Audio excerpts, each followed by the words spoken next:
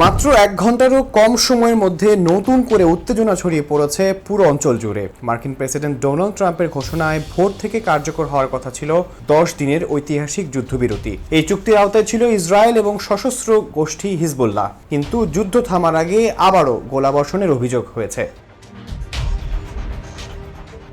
লেবাননের সেনাবাহিনী জানিয়েছে, দক্ষিণাঞ্চলের সীমান্তবর্তী বেশ কয়েকটি গ্রামে ইসরায়েলি হামলা এবং বিভিন্ন গোলাগুলির ঘটনা রেকর্ড করা হয়েছে। সামাজিক যোগাযোগ মাধ্যম এক্সে দেওয়া পোস্টে তারা সরাসরি এই অভিযোগ তুলে ধরে। এই পরিস্থিতিতে প্রশ্ন উঠেছে, এই যুদ্ধবিরতি কি আদৌ টিকবে?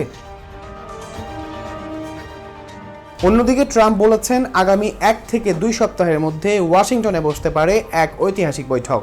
ইসরায়েলের প্রধানমন্ত্রী এবং লেবাননের প্রেসিডেন্ট মুখোমুখি হতে পারেন 34 বছর পর। তবে বাস্তবতা এখনও ভয়াবহ। লেবাননের স্বাস্থ্য মন্ত্রণালয়ের তথ্য অনুযায়ী নিহতের সংখ্যা ইতিমধ্যে ছাড়িয়েছে প্রায় 2196।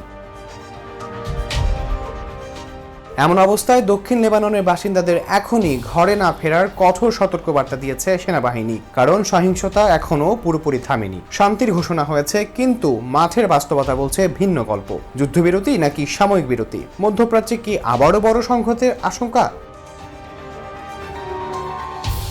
আহমদ ইমতিয়াজ, নিরপেক্ষ।